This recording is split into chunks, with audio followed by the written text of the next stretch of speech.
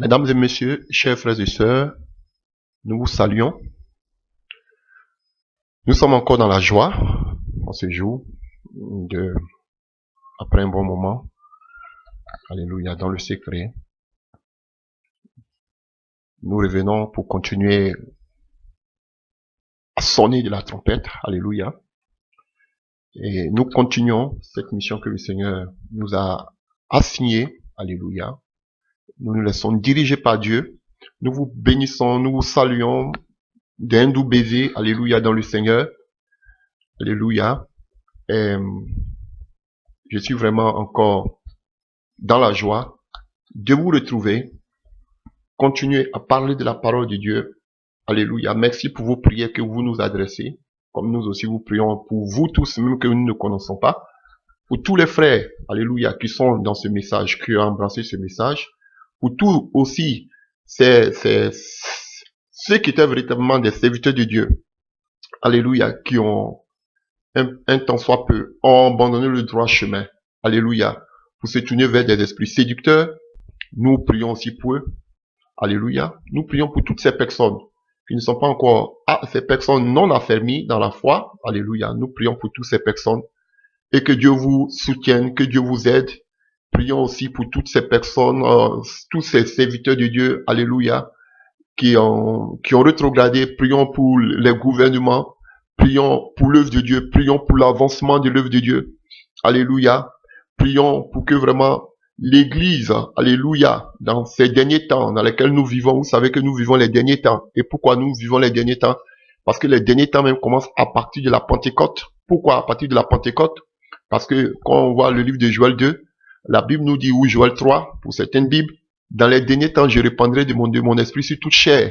Alléluia. Alors que quand on voit dans l'ancienne alliance, on sait que le Seigneur avait son esprit sur ses serviteurs. Alléluia. Ce n'était pas sur toute chair. C'était seulement que sur des personnes qui avaient été choisies de Dieu. Alléluia. Qui avaient été, et qu'on appelle mises à part par Dieu, à qui Dieu accordait cette grâce de recevoir son esprit.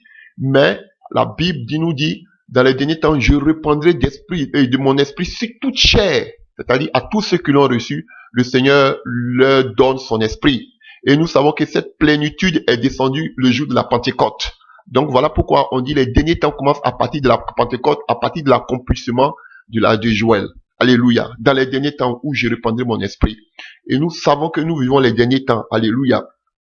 Et comme Jésus même nous l'avait dit, il nous a dit que dans les derniers temps, il y aura beaucoup de faux prophètes, il y aura beaucoup de séduction. Et c'est un thème que nous voulons vraiment étudier. Alléluia. Une fois de plus.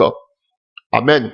Et nous savons que, comme je l'ai dit auparavant dans la dernière vidéo, nous savons que le Seigneur Jésus-Christ va agir, se manifester avant son grand retour. Alléluia. Je le dis et je le répète. Frère, avant l'enlèvement, nous verrons la gloire de Dieu une dernière fois se manifester. Et j'ai essayé de donner des exemples. Alléluia. Que ce soit avec, et qu'on appelle, que ce soit, qu'on appelle, à chaque moment important, alléluia, de l'histoire, même des patriarches, de l'histoire d'Israël, alléluia, Dieu se manifestait toujours. Que ce soit avec Enoch, c'est à partir d'Enoch qu'on a commencé à adorer le véritable Dieu, alléluia. Vous voyez, à partir d'Abraham, qui a commencé à connaître le Dieu tout-puissant, alléluia, Dieu se révèle d'abord et il manifeste sa gloire. Avec Israël, Dieu démontre sa puissance et sa personne à Moïse, alléluia. Et j'ai parlé aussi de son serviteur Josué par rapport à la grande délivrance qui devait se produire. Alléluia. Et au temps d'Élie, on voit que tout le peuple d'Israël était dans la séduction à cause de la venue de cette prêtresse de Baal qu'on appelait Jézabel. Tout le peuple d'Israël s'était tourné vers les Baals. Alléluia. Et il fallait une restauration, il fallait une délivrance. Alléluia. Et on a vu que Élie, le serviteur du Dieu d'Israël, est venu. Alléluia. Parce qu'il y avait tellement de faux dieux, il fallait qu'ils viennent présenter le véritable Dieu avant que la délivrance n'arrive. Alléluia. Et de la même manière, avant le retour de Jésus, on verra la gloire. Ça n'a rien à voir, je vous dis, la gloire de la seconde maison sera plus grande que celle de la première. Frère, je vous dis, ça n'a rien à voir avec les apôtres. Alléluia. Et Jésus même dit que si nous croyons, nous ferons plus de miracles que lui. Pas que les apôtres, mais que lui. Donc frère, dans les derniers temps, vous verrez la main de Dieu se manifester puissamment. Et pour conclure ce que je suis en train de dire avant que ça, c'est seulement que une introduction. Alléluia. Vous voyez, la Bible nous parle aussi de deux témoins. Vous avez entendu parler de ça. La Bible nous parle des deux témoins. Alléluia. Donc, si vous voulez, on prend dans le livre de l'Apocalypse 10. Apocalypse 10 à partir du verset 2. Mais le parvis extérieur du temple, laisse-le en dehors et ne le mesure pas, car il a été donné aux nations, et elles fouleront au pied la ville sainte pendant 42 mois. Je donnerai à mes deux témoins le pouvoir de prophétiser revêtus de sac. Donc déjà, on nous dit que ce sont des prophètes. Alléluia. Ils avaient le pouvoir de prophétiser revêtus de sac pendant 1260 jours. Alléluia. Donc, ce sont les deux oliviers. Nous avons déjà fait un enseignement dessus. Alléluia. Pendant 3 ans et demi, ces gens-là, ces deux témoins-là vont commencer à crier. Ils vont sonner le chauffard. Alléluia. Et les deux chandeliers qui se tiennent devant le Seigneur de la terre, si quelqu'un veut leur faire du mal, le feu sort de leur bouche et dévore leurs ennemis. Et si quelqu'un veut leur faire du mal, il faut qu'il soit tué de cette manière. Ils ont le pouvoir de fermer le ciel afin qu'il ne tombe point de pluie pendant les jours de leur prophétie, et ils ont le pouvoir de changer les eaux en sang et de frapper la terre de toute espèce de plaie chaque fois qu'ils le voudront. Alléluia.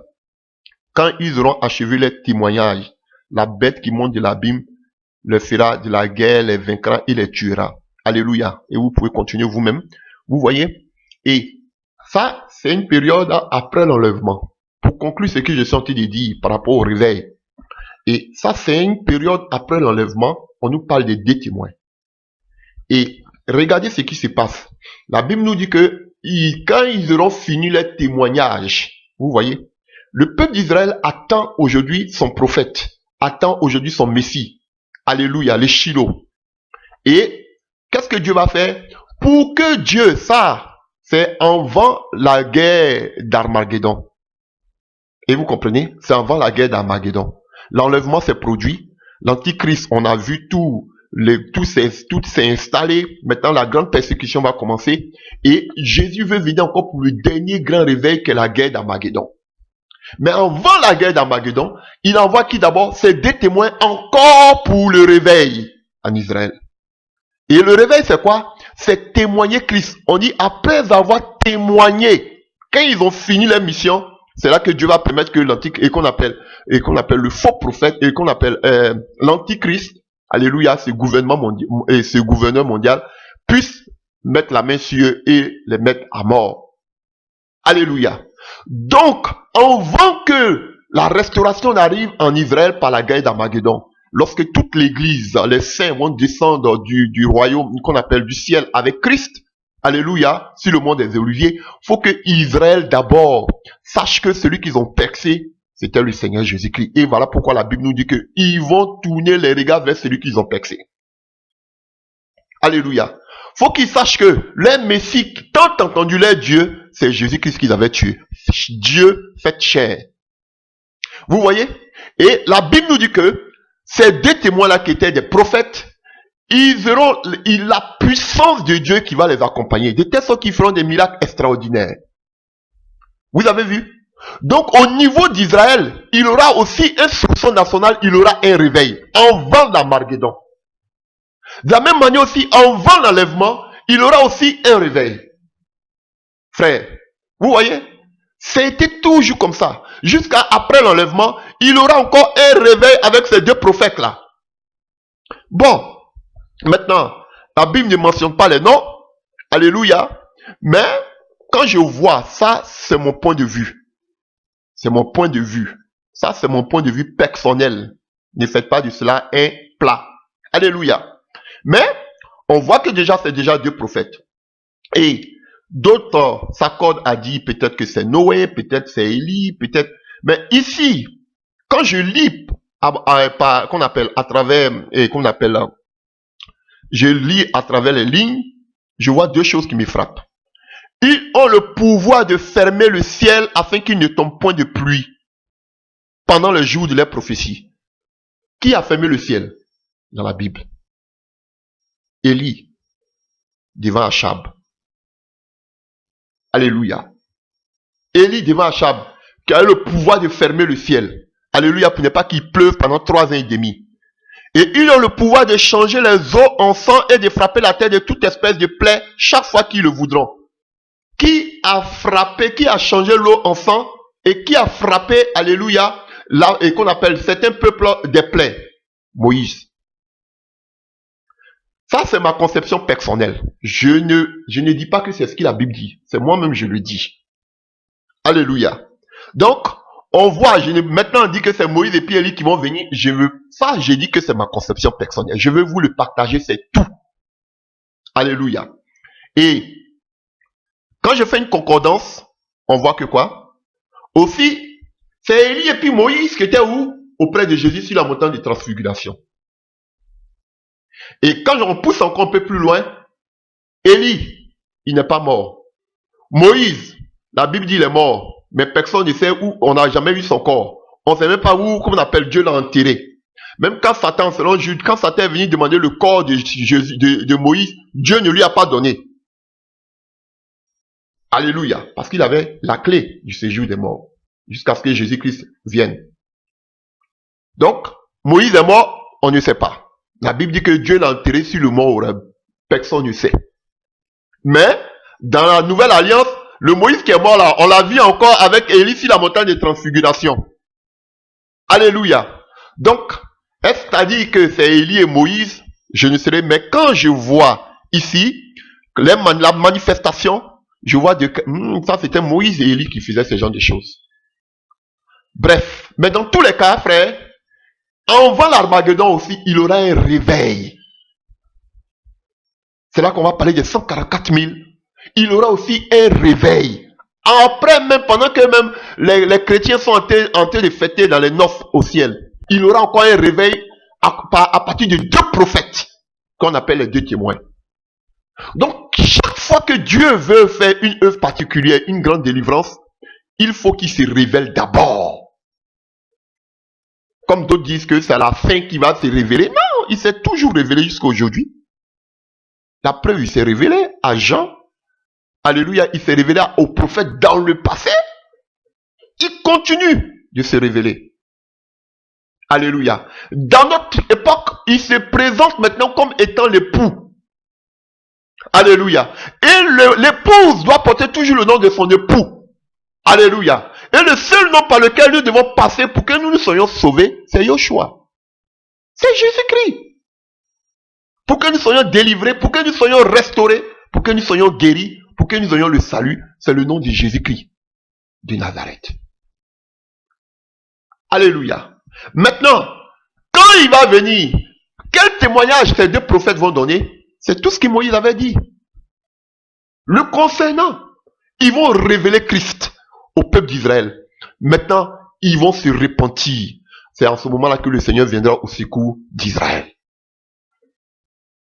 Donc, frère, ceux qui vous disent que l'Église va rester dans cet état léthargique-là, qu'on appelle, alléluia, dans cette mort-là, et puis le Seigneur va venir pendant... Frère, c'est vrai que beaucoup seront surpris. Personne ne connaît l'heure à laquelle le Seigneur vient. Même si de fausses prophétesses disent qu'on appelle, elles connaissent la date à laquelle le Seigneur va venir, ça c'est la sorcellerie. Personne ne connaît l'heure à laquelle le Seigneur peut venir. Mais par les signes, déjà nous pouvons être prêts. Alléluia.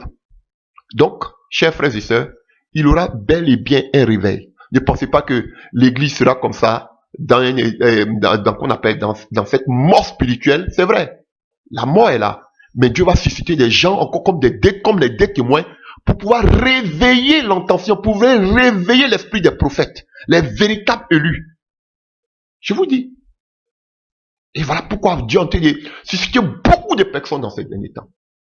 Alléluia. Pour pouvoir sonner de la trompette. Alléluia. Pour révéler la personne du Christ, du Dieu vivant. Alléluia. Et par ces personnes, Dieu va manifester sa puissance. Alléluia. Le réveil va se produire.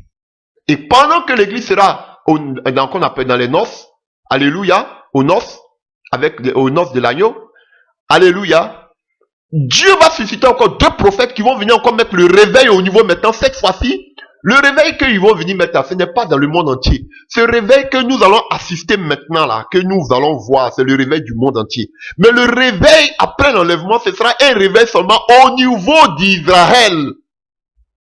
Ah, où on vous parle des 144 000, ce n'est pas tout le monde entier. Ce sera un réveil maintenant au niveau d'Israël. Pour que le Seigneur puisse descendre avec ses myriades. Alléluia, pour combattre l'antichrist, le faux prophète, le dragon et toute son armée. Alléluia. Alléluia. C'était une parenthèse. Et chers frères, ceci étant, le Seigneur nous a donné beaucoup de signes. Je ne vais pas entrer vite en besogne. Et nous savons qu'aujourd'hui, l'ennemi a infiltré l'église de Dieu. Et aujourd'hui, par la grâce de Dieu, nous allons faire 2 enseignements. Alléluia. Parce que je ne peux pas les combiner, parce que c'est un peu trop long. Alléluia. Nous vivons des moments vraiment difficiles. Pourquoi? Parce que vous allez voir que même ceux qui sont des faux prophètes vont faire semblant de commencer à prêcher ici quoi? L'enlèvement. Même ceux qui, alléluia, qui prêchaient les œuvres occultes vont vous faire semblant aussi de parler de la sanctification. Alléluia. Et même ceux qui n'ont jamais expérimenté, qui n'ont jamais eu une intimité avec le Seigneur, vont vous dire aujourd'hui que c'est le Saint-Esprit qui leur parle. Aujourd'hui, regardez tous. Ils vont vous dire que c'est le Saint-Esprit qui leur parle. Je les regarde, je crois. Ils vont vous dire qu'aujourd'hui c'est le Saint-Esprit. Des personnes à qui on donne des messages aussi vont commencer à se lever pour dire que le Saint-Esprit leur parle parce que personne ne veut accepter que, alléluia, qu'ils soient dans l'erreur. Regardez, et tous. Donc, chers frères, dans ces derniers temps dans lesquels nous vivons, je le dis, si tu n'as pas le discernement, vous allez voir des personnes qui vont venir vous prendre des passages, vous développer, vous amener ici, vont vous donner des révélations. Si tu vas penser qu'ils sont des dieux, si tu n'as pas le discernement, frère, tu es foutu. Je te dis, ils feront de vous votre proie. Alléluia. Et c'est pourquoi la mission que Dieu nous donne, alléluia, c'est d'éclairer la lanterne de ses frères et sœurs. Alléluia. Nous-mêmes, nous ne sommes pas justes. Alléluia. On demande à Dieu de nous aider tous les jours. Nous sommes justes par la foi. Alléluia. Alléluia. Mais Dieu nous aide par son esprit à pouvoir détecter, alléluia, toutes les stratégies, les stratagèmes de l'ennemi dans l'église de Dieu. Et chers frères, Dieu m'ouvre l'esprit et il me donne un enseignement que je veux partager avec vous.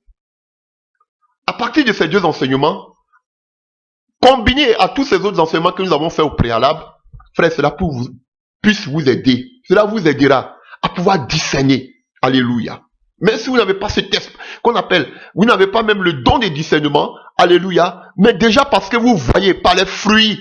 Parce que si je veux dire, regardez ce qu'il prêche, tout le monde prêche. Tout le monde va te dire que le Saint-Esprit lui a dit.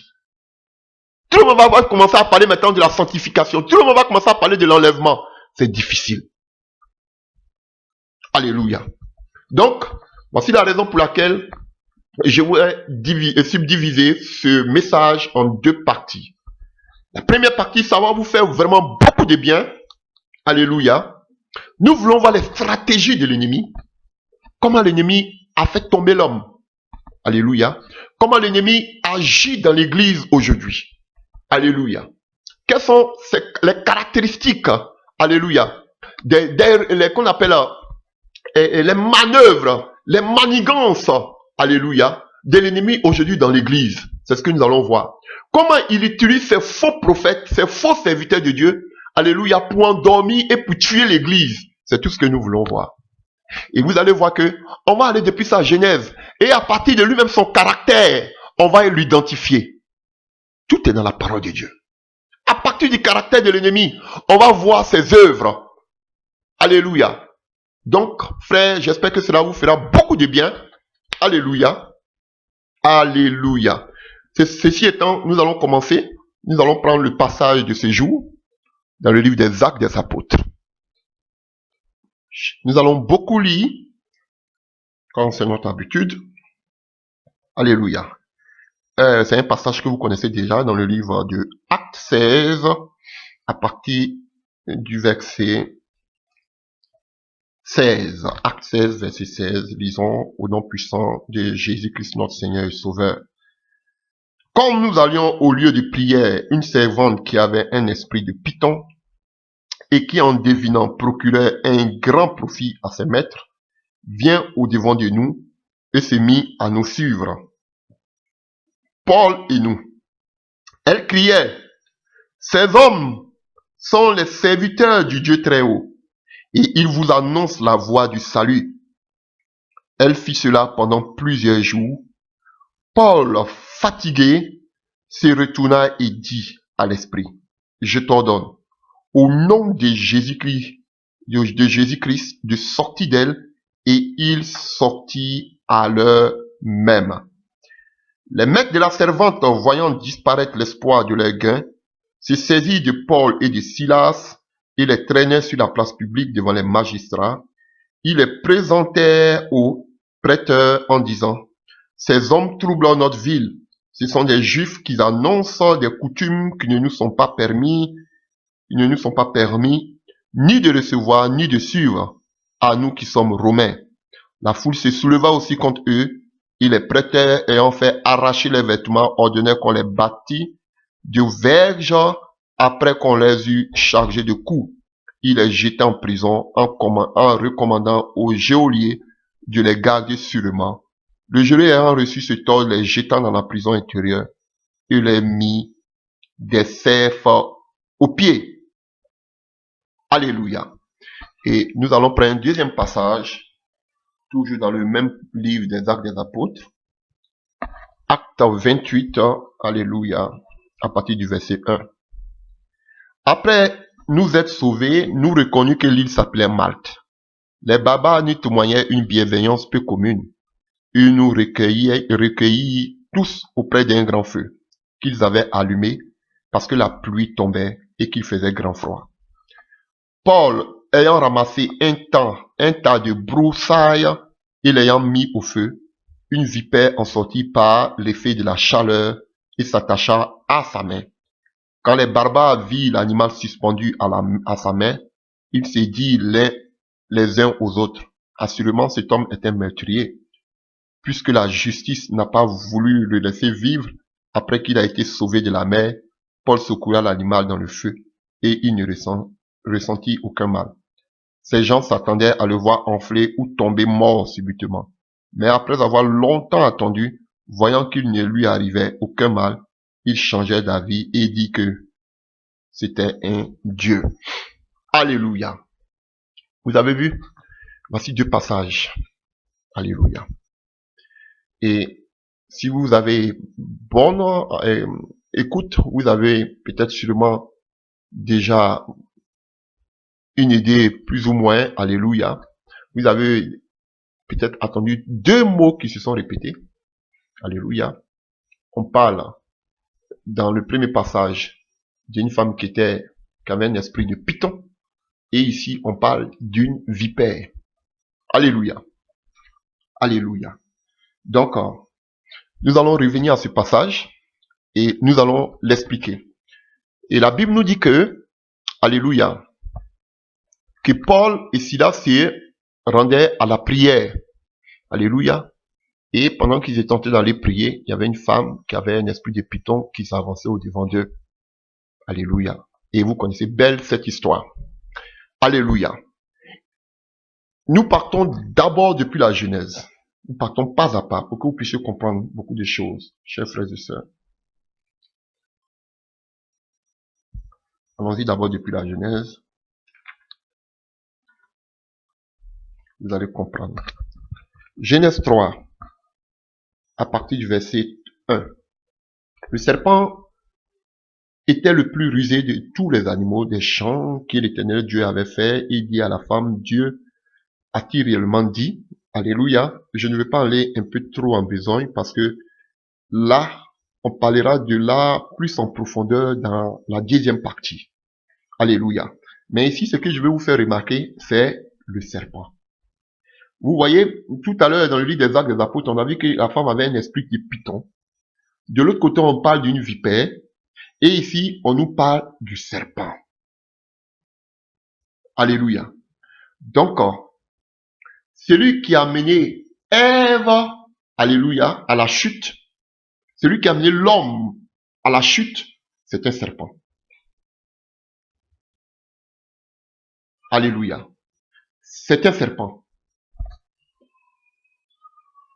Et poursuivons aujourd'hui. Aujourd'hui, le message que nous voulons prêcher, alléluia. On voit que celui qui séduit et qui donne la ruse, et celui qui est rusé, c'est le serpent. Nous ne voulons pas parler d'autres choses aujourd'hui, nous voulons nous attarder sur le serpent. Alléluia. J'ai dit aujourd'hui, le thème sur lequel nous voulons prêcher, c'est alléluia, la divination dans l'église de Christ. Alléluia. Alléluia. Et qui, dans la Bible, on appelle le serpent? Quand nous prenons le livre de l'Apocalypse 20, on nous dit quoi? À partir du verset 1. Puis j'ai vu du sang du ciel un ange qui avait la clé de l'abîme et une grande chaîne dans sa main. Il saisit le dragon, le serpent ancien qui est le diable et Satan. Et il le lia pour 1000 ans. Donc la Bible nous donne ici, alléluia, un éclairage. La Bible nous dit que le serpent, on l'appelle aussi le dragon, on l'appelle le serpent ancien, c'est le diable et c'est Satan. Alléluia. Pourquoi le serpent ancien? Parce qu'en parlant d'ancien, on fait référence au commencement. Celui qui a fait tomber, alléluia, la créature de Dieu, Adam et Ève. Donc, depuis l'ancien temps, voilà pourquoi on l'appelle le serpent ancien. Le dragon. Alléluia. Et vous pouvez voir aussi, alléluia, et ce que le Seigneur donne comme on appelle, vous voyez, il parle de la malédiction quand on parle Genèse 3 à partir du verset 15. Alléluia. Je susciterai l'hostilité entre toi-même et la femme, entre ta descendance et sa descendance. Celle-ci t'écrasera la tête et toi tu lui écraseras le talon. Alléluia. Voici la malédiction que Dieu donne au serpent. Alléluia. Et on sait que cela s'est accompli parce que la femme, on fait allusion à Israël et le diable qui a combattu l'enfant, alléluia, qui était le Seigneur Jésus-Christ de Nazareth, qui était enlevé. Alléluia. Donc, on fait allusion ici au diable. Dans le serpent ancien, on fait allusion au diable. Alléluia. À Satan. Quand vous voyez le serpent, la Bible nous dit que on fait allusion au diable. Alléluia. Vous allez comprendre beaucoup de choses aujourd'hui. Et on ne peut pas parler de divination sans parler du serpent. Je ne vais pas parler des caractéristiques qu'on va voir que aussi lesquelles beaucoup n'aiment pas prêcher, mais on va parler de ça dans la deuxième partie. On va parler aujourd'hui du serpent. Alléluia. On s'attelle seulement sur la divination. Vous avez vu, on nous dit que cette femme avait un esprit de divination, mais un esprit de python. Vous voyez? Pourquoi? Parce que on sait déjà que, pourquoi? Parce qu'on se réfère au serpent ancien dans le jardin avec sa première mission qui était de séduire. Alléluia.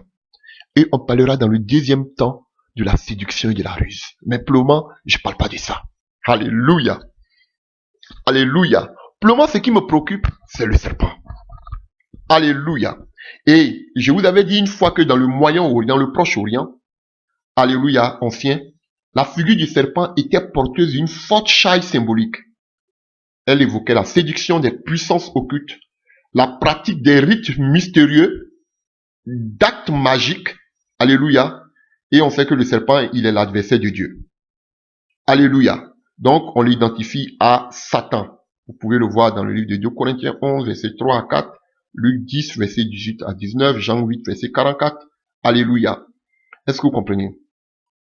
Donc, le serpent déjà, on nous donne la définition du serpent comme étant, alléluia, le serpent, non seulement, alléluia, il séduit, mais il était signe aussi de puissance occulte, d'art magique. Est-ce que vous arrivez à comprendre? Donc, ce qui s'est passé dans le jardin d'Éden, comme je l'ai dit une fois, alléluia, c'était les œuvres occultes que Satan inculquait à Ève et à Adam. Donc, partout où on parle du serpent, alléluia, on fait allusion aux œuvres occultes. Vous allez le voir.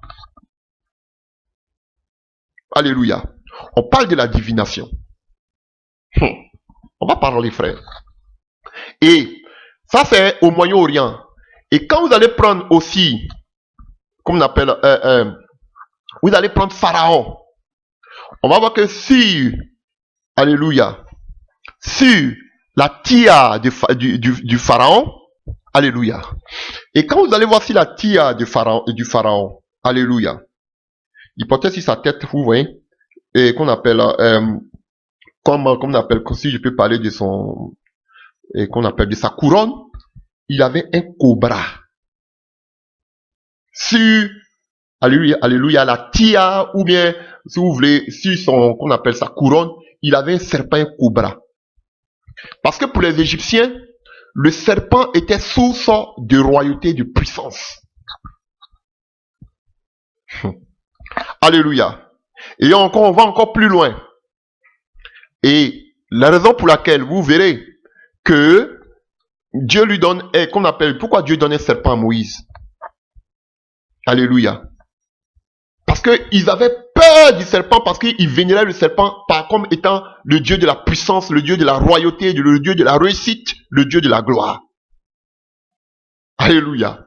Et que font les magiciens du Pharaon? Ils amènent aussi, bon, là encore, ça a à voir, parce que quand vous allez prendre l'hébreu, le mot qui est utilisé ici pour, qu'on appelle les serpents, ça ne fait pas allusion au serpent. On pense plutôt au crocodile. Le mot hébreu qui est utilisé là, d'autres disent c'est ce sont des serpents, mais le mot hébreu qui est utilisé là ne fait pas allusion, sinon, Nasha, ça c'est le mot en hébreu du serpent.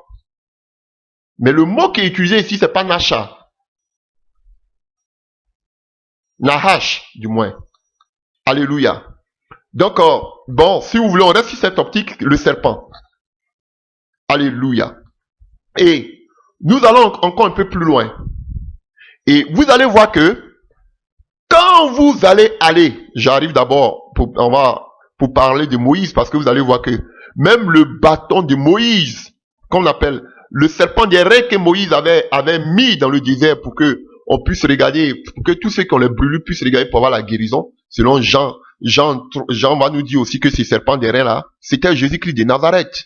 Alléluia. On va te faire l'introduction. Jean 3, verset 14. Et comme Moïse éleva le serpent dans le désert, il faut de même que le Fils de l'homme soit élevé, afin que quiconque croit en lui ne périsse point, mais qu'il ait la vie éternelle. Alléluia. Car Dieu a tant aimé le monde. Alléluia. Vous voyez, parce que le serpent qui était là, lorsque tu regardais au serpent, tu avais la guérison.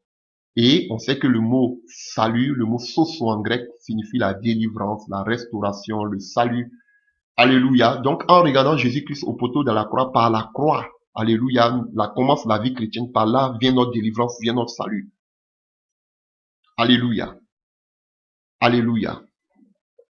Et si vous prenez le livre des 2 rois, à partir du verset 18, vous allez voir que le serpent des reins que Moïse avait fait, il a laissé. Et ce serpent des reins là était adoré par Israël. Il a fallu la venue du roi Ézéchias pour qu'il puisse arrêter cette abomination. Lisons 2 rois 18.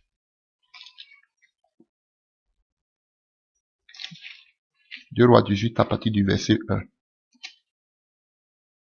La 3e année d'Osée, fils d'Éla, roi d'Israël, Ézéchias, fils d'Achaz, roi de Juda, régna, il avait 25 ans lorsqu'il devient roi. Et il régna 29 ans à Jérusalem. Sa mère s'appelait Abi, fille de Zacharie. Il fit ce qui est droit aux yeux de l'Éternel entièrement, comme avait fait David son père. Il fit disparaître les hauts lieux, brisa les statues, abattit les idoles et mit en pièces le serpent des reins que Moïse avait fait par les enfants d'Israël. Car les enfants d'Israël avaient jusqu'alors brûlé les parfums devant lui. On l'appelait Nehushtan. Alléluia, Nehushtan. Et il mit sa confiance en l'Éternel, le Dieu d'Israël. Alléluia. Donc, vous comprenez? Donc, le peuple d'Israël adorait le serpent des reins. Et le serpent des reins, c'est une image du diable. Alléluia. Et aujourd'hui, alléluia, beaucoup aujourd'hui continuent d'adorer le serpent des reins. Je vous dis la vérité. Et le serpent des reins aujourd'hui s'est retrouvé de la même manière que aujourd'hui le peuple d'Israël adorait le serpent des reins. De la même manière aujourd'hui, beaucoup de chrétiens adorent aujourd'hui le serpent derrien, adorent le diable par les œuvres occultes, par la divination. Alléluia. Je viens de vous donner au moins plus ou moins ce que signifiait le serpent au Moyen-Orient. C'était les œuvres magiques, les œuvres occultes. Je vais en voir aussi dans la parole de Dieu. Je vais ouvrir vos yeux aujourd'hui, par la grâce de Dieu, avec son aide. Alléluia. Et on ne s'arrête pas là. J'ai parlé des Égyptiens, j'ai parlé du Moyen-Orient. Même quand on vient chez les Grecs qui ont influencé le monde entier par les civilisations, par leur, alléluia, par les idéologies, par les cultures. Alléluia. Le serpent, chez les Grecs, était l'image du dieu de la médecine, du dieu de la santé, du dieu de la vigueur. Le serpent. Donc, quand vous voyez cet insigne-là, alléluia, ou bien, je sais pas, si vous voulez, on peut appeler ça logo de la pharmacie. Alléluia. D'autres pensent que cela vient du serpent des reins. C'est archi faux. Ce n'est pas vrai. Ce signe-là vient de la Grèce antique. C'était le serpent que vous voyez en Grèce, chez les Grecs. Alléluia. C'était le dieu de la santé et c'était le dieu qu'on appelle de la médecine. C'est ce qui aujourd'hui est représenté sur qu'on appelle toutes les pharmacies que vous voyez. Ça n'a rien à voir avec le serpent des reins. C'est mystique. Ah frère, oui, je vous dis la vérité. Et vous voulez qu'encore je vous prouve cela? Prenons un passage dans la Bible. Alléluia. On commence, alléluia. Prenons Galates 5. On a dit, on va voir les définitions de beaucoup de choses. On va voir la définition de la divination. Mais avant ça, je vais vous montrer quelque chose. Allons-y dans le livre de Galates 5.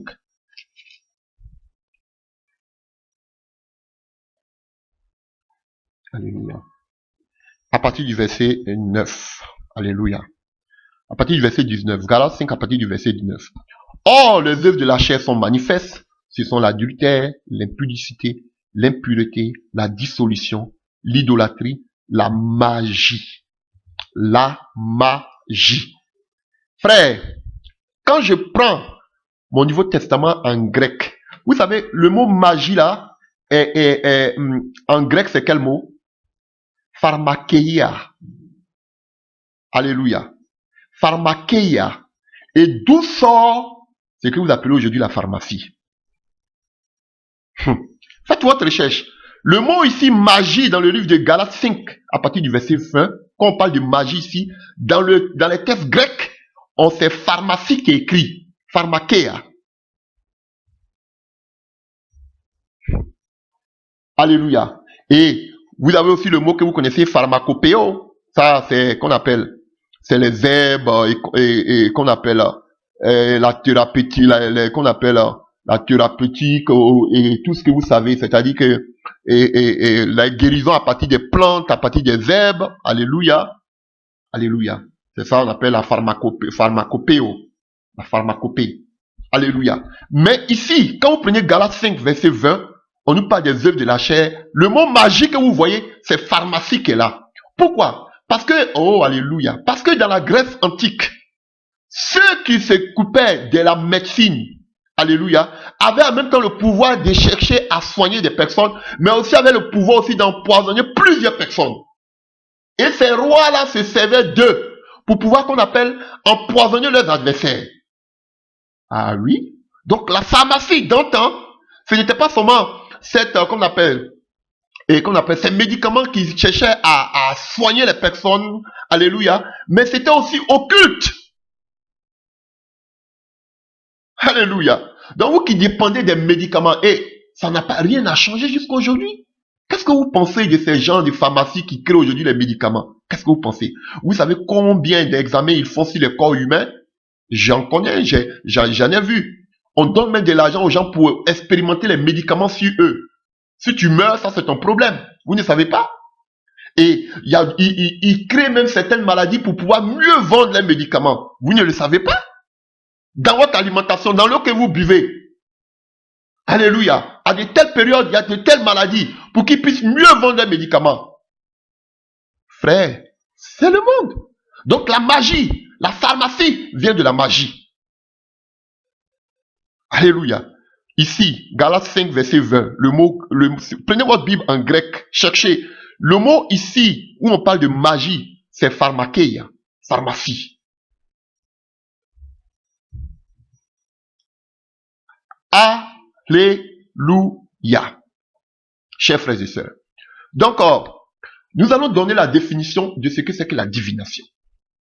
Parce que c'est ça notre thème. Alléluia. Alléluia. Et donc, quand je cherche dans les dictionnaires, voici ce qui donne comme définition de la divination. La divination est une pratique occulte et métaphysique visant à découvrir ce qui est inconnu, l'avenir, le passé, ce qui est caché, tel que les maladies invisibles, à découvrir les secrets, les mystères, les trésors, etc. Est-ce que vous arrivez à comprendre ce que c'est que la divination? La divination, c'est une pratique occulte ou métaphysique visant à découvrir ce qui est inconnu, tel que l'avenir, le passé, tout ce qui est caché, tel que les maladies invisibles, à découvrir les secrets, les mystères, les trésors, alléluia, cachés, comme vous-même vous les attendez toujours dire. Et c'est ça les œuvres occultes, c'est les secrets, le mystère. Et vous attendez toujours dans les prédications, vous devez connaître les secrets, les mystères, l'art des maîtres. Vous les entendez dire ça tous les jours. Voici les œuvres occultes. Quand vous entendez de telles personnes parler, sachez que déjà, c'est la divination. Alléluia. Quand vous entendez des gens parler toujours de quelque chose qui est caché, qui est secret, ils veulent vous pousser au-delà de qu'on appelle, ils veulent vous pousser dans l'irréel, ils veulent vous pousser en dehors de vos pensées, en dehors du rationnel. Sachez que c'est la divination. Alléluia. Vous devez percer les mystères. La divination. Alléluia. Vous devez aller dans la 4e dimension. Divination. J'ai dit vous allez la connaître aujourd'hui. Divination. Lisons Deutéronome. On a commencé, hein. On va revenir sur le thème. Lisons Deutéronome. Deutéronome 29. Oh, j'aime Jésus. Deutéronome 29. À partir du verset 2.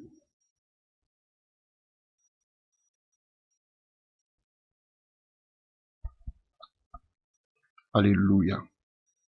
Deutéronome 29 à partir du verset 29. Deutéronome 29 à partir du verset 29. Les choses cachées sont à l'Éternel, notre Dieu. Les choses révélées sont à nous et nos enfants, à perpétuité, afin que nous mettions en pratique toutes les paroles de cette loi. Frère, la Bible nous dit ici que les choses cachées sont à Dieu seul. Alléluia. Mais la divination, alléluia, te dit que eux, ils peuvent cerner ce qui est caché. Et voilà. Pourquoi Satan, il vient avec sous forme de serpent, il utilise le serpent. Et qu'est-ce qu'il fait?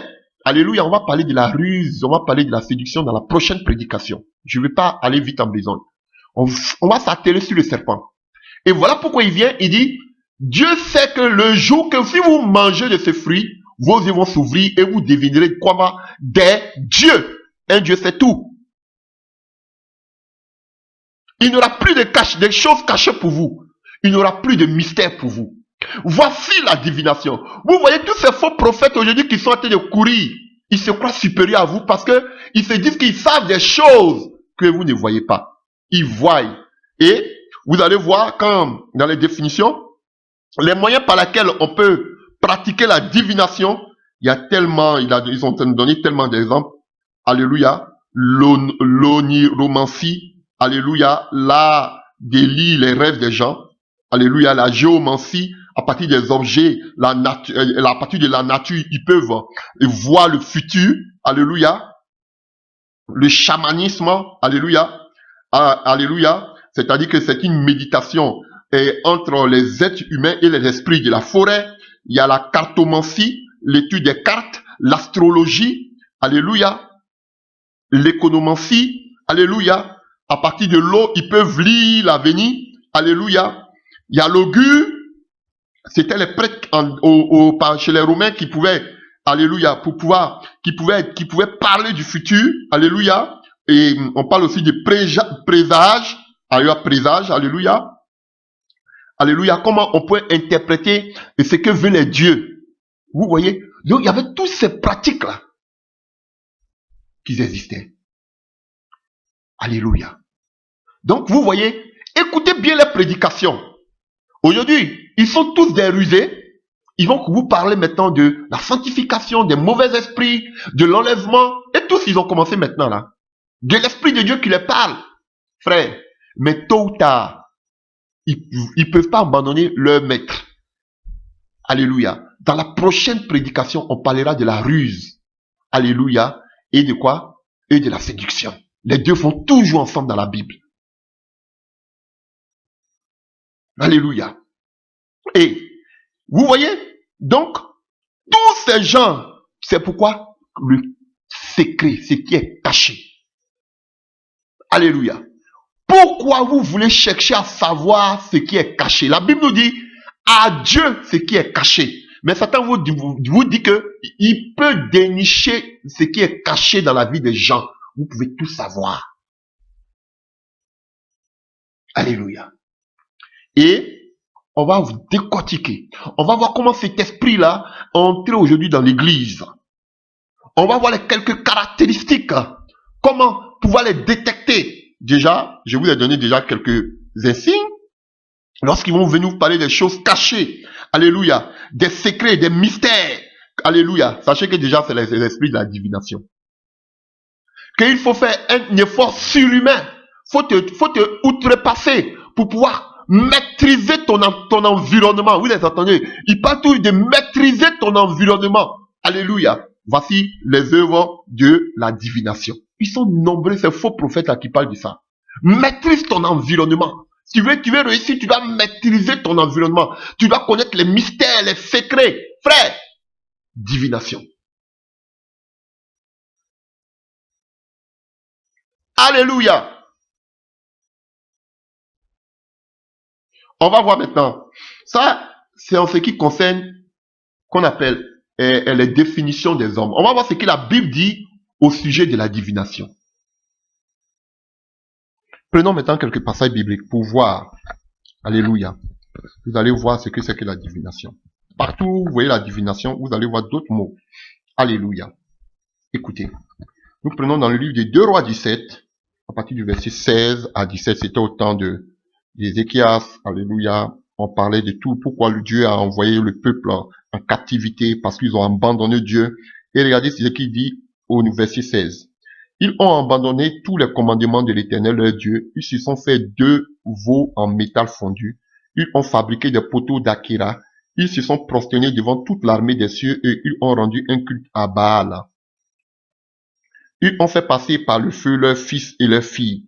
Ils ont pratiqué la divination et l'occultisme. Alléluia. Vous voyez? Donc, où on parle de divination, on parle toujours d'occultisme.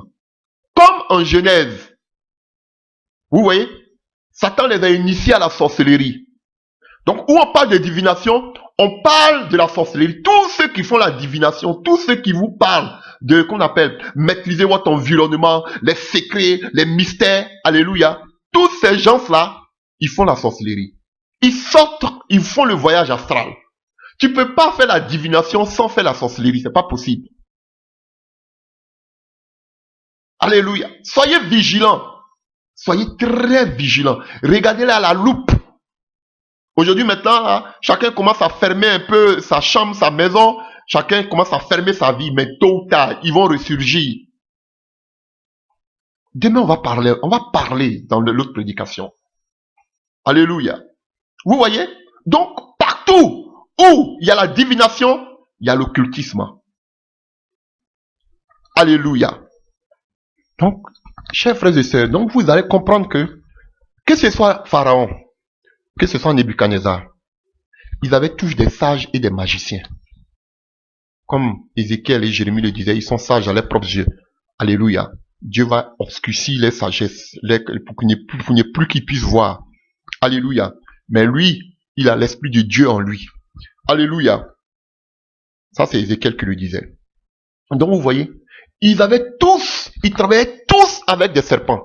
Et la première des choses, vous voyez, ils avaient aussi des serpents dans les mains. Ils travaillaient avec les serpents.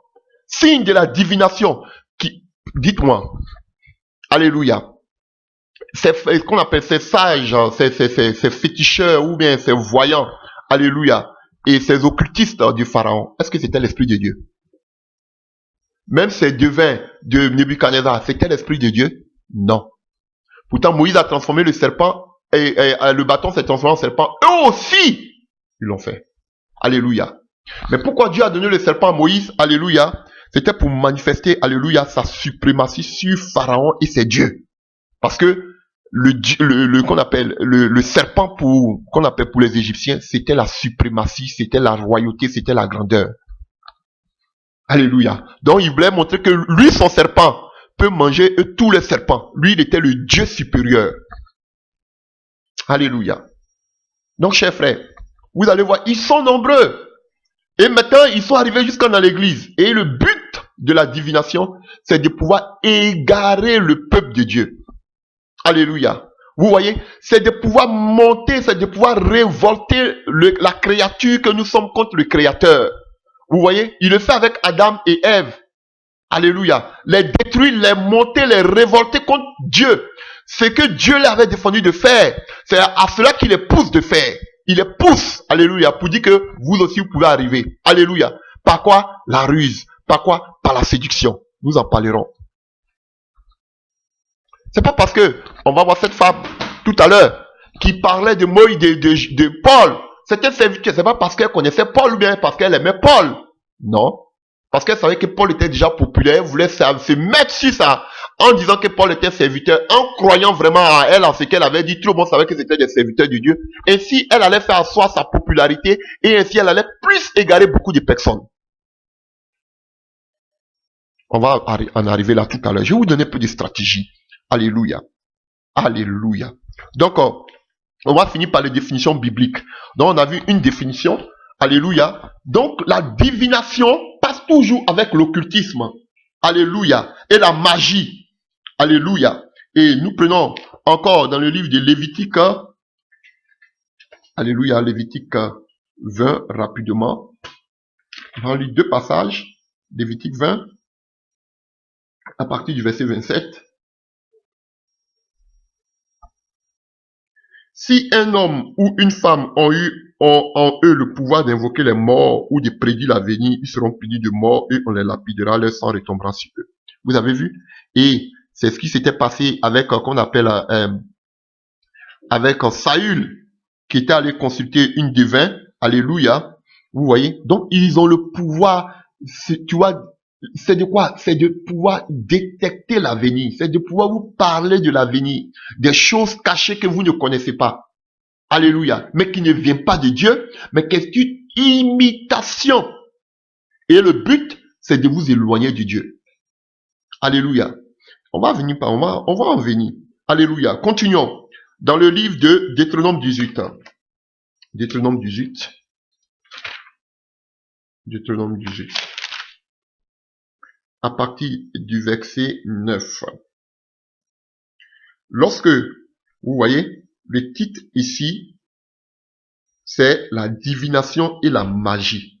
La divination va de pair avec l'occultisme et la magie. Ah oui, frère, c'est la vérité. La divination part de pair avec la magie et l'occultisme.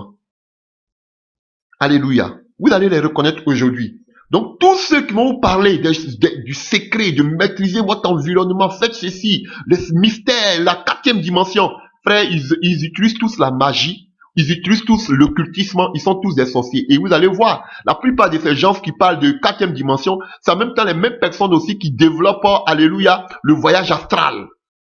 Vous avez vu? La sorcellerie. Ça va de pair. Même des soi-disant pasteurs le font aujourd'hui. À partir du verset 9. Lorsque tu seras entré dans le pays que l'Éternel ton Dieu te donne, tu n'apprendras pas à imiter les pratiques horribles de ces nations-là. Quand on ne trouve chez toi personne qui fait passer son fils et sa fille par le feu, voici les œuvres. Et tous ces gens-là aujourd'hui, vous allez voir, ces faux prophètes aujourd'hui, qui aiment la grandeur, beaucoup ont fait des sacrifices humains. Beaucoup d'entre eux ont fait des sacrifices humains. Alléluia.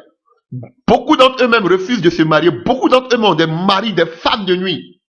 Alléluia. Je vous dis, j'ai trop de témoignages qu'on ne peut pas tout déballer ici. Alléluia. Beaucoup font, tu ne peux pas entrer dans la divination. La preuve. Alléluia. Dieu a, et l'ennemi a permis que Caïn tue son frère. Le sang doit couler. C'est une œuvre occulte. Il n'y a pas d'œuvre occulte sans le sang. Et vous les adulez. Vous, ce sont des grands serviteurs de Dieu. Pourquoi? Parce qu'ils ont beaucoup d'églises. Ah, frère, c'est erreur. Parce que pour vous, voici un grand homme de Dieu. Parce que, attendez, dans la deuxième partie, on parlera de la parole, de la ruse et de la séduction. Frère, c'est par la bouche. C'est par la bouche que le serpent a séduit Ève. Comme aujourd'hui, beaucoup de faux pasteurs sont en train de vous séduire par la parole. Ils ont la bouche mielleuse. Ce sont de vains prédicateurs. Je vous dis, on va parler dans la deuxième partie. La bouche, l'art oratoire. Vous allez les voir, tous ces faux prophètes, comment ils parlent. Vous allez les voir. L'occultisme, on va parler de la séduction et de la ruse. Attendez, on arrive dans la deuxième partie. Alléluia. Donc, qu'on ne trouve chez toi personne qui fasse passer son fils ou sa fille par le feu. Personne qui se livre à la divination, qui tire des présages au secours à des techniques occultes et à la sorcellerie. Vous voyez, la divination est toujours accompagnée de la magie et de la sorcellerie. Vous qui aimez qu'on dise les choses sur votre vie, au lieu de vous accrocher à la parole, vous voulez qu'on vous donne des révélations. Depuis qu'on vous donne des révélations aussi, rien ne change dans vos vies. Accrochez-vous à la parole, vivez dans la consécration, dans la sanctification. Apprenez à craindre Dieu. Arrêtez de courir derrière les prophéties, derrière les révélations, derrière les visions. On dit la divination, son rôle premier c'est de quoi? D'annoncer les choses cachées, d'annoncer les présages, d'annoncer l'avenir. Voici ça. Alléluia. Voici les tactiques. Mais il y a beaucoup d'entre eux, il y a beaucoup d'aspects, hein. Il y a beaucoup d'entre eux qui ne font pas ça, mais qui ont utilisé un autre aspect, la langue, la bouche. Ils vous touchent par les prédications, vous allez penser que ça vient de Dieu. Ça, on en parlera. Ça, c'est une première partie. Vous voyez, la magie, la sorcellerie. Alléluia. Vous voyez, la divination qui tire les présages, qui est recours à des techniques occultes et à la sorcellerie, qui jette des sorts. Personne qui consulte ceux qui invoquent des esprits ou prédisent l'avenir. Personne qui interroge les morts. En effet, quiconque se livre à ces pratiques est en horreur à l'Éternel. C'est à cause de ces horreurs que l'Éternel, ton Dieu, va déposséder les nations devant toi. Alléluia. Je vous dis, ils ont qu'à m'insulter. Ils ont qu'à me traiter de faux prophètes. C'est à cause de cette divination, ces œuvres occultes-là que Dieu ne va pas rater mon pays d'origine. Je vous dis la vérité. Ils vont vous montrer que tout va bien. Vous allez les voir, ils sont beaux, elles sont belles sur les vidéos. Vous montrez que tout va bien. Ou bien moi, je ne suis pas serviteur de Dieu. Je vous dis. Ils vont vous dire qu'il n'y a rien. Je vous dis la vérité. Dieu a horreur de ce genre de choses. Combien d'entre eux aujourd'hui pratiquent les œuvres occultes, la divination? Combien d'entre eux aujourd'hui? Alléluia. Et on nous donne toutes les caractéristiques de la divination, de quelqu'un qui pratique la divination. Ce sont des gens qui font des sacrifices, qui travaillent avec le sang. Alléluia. Ce sont des gens qui tirent les présages. Alléluia. Qui prédisent l'avenir. Ils ont recours à des œuvres occultes. Des trucs et des œuvres occultes. Vous allez voir des choses, des pratiques, telles que vous savez, comme vous-même vous le voyez sur les vidéos, les kundalini consorts, les œuvres exotériques de la vie et consorts, alléluia. Plein de choses. La sorcellerie. Alléluia. Regardez aujourd'hui, beaucoup sont des animaux dans ces lieux que vous appelez église. Ils sont sur la langue du pasteur. Vous allez c'est parce qu'ils sont soumis. Alléluia, les pasteurs. Non, c'est parce qu'ils sont envoûtés. Parce qu'ils utilisent les œuvres de la magie. Ils utilisent la sorcellerie. Ce que le pasteur va dire, c'est ce que vous allez faire. Je vous dis, quand le pasteur dit un mot, tu ne peux pas résister, tu vas le faire. Je vous ai parlé de la bouche. On parlera de cela. Des gens qui jettent des sorts. Des personnes qui consultent ceux qui invoquent des esprits, qui prédisent l'avenir. Des gens qui interrogent les morts. Voici ce qu'on appelle la divination. En quelques mots. Alléluia. Il s'est pareil comme Simon le magicien. Alléluia. Par les pratiques occultes. Alléluia. C'est comme on appelle Bar Jésus avec Paul. Alléluia. Qui voulait détourner le préconsul de la foi. À qui Paul voulait annoncer l'évangile. Alléluia. Ils vous disent que vous n'avez plus besoin de Dieu. Ils sont là. Qu'est-ce que vous voulez? Alléluia. Et nous allons arriver, quand on va parler dans la deuxième partie, on va parler même de l'Antichrist. C'est les mêmes aspects qu'il a. Et vous savez par comment ils vous prennent? Ils vous prennent par la ruse. Ils vous prennent par qu'on appelle, et par la séduction. Ils vous prennent par la langue. On verra ça dans la deuxième partie. Alléluia. Donc, en quelques mots, voici ce que c'est que la divination. Mais n'attendez pas que quelqu'un va venir vous dire que lui-même il pratique la divination. Alléluia. C'est à partir de les fruits que vous allez les détecter. À partir de les prédications. Maintenant, ils sont devenus tous des rusés. Regardez-les bien. Maintenant, là, chacun fait attention à ce qu'il dit. Mais tôt ou tard, ceux qui ne viennent pas de Dieu, on va les voir. Il n'y a rien de ce qui est caché qui ne sera découvert. Alléluia.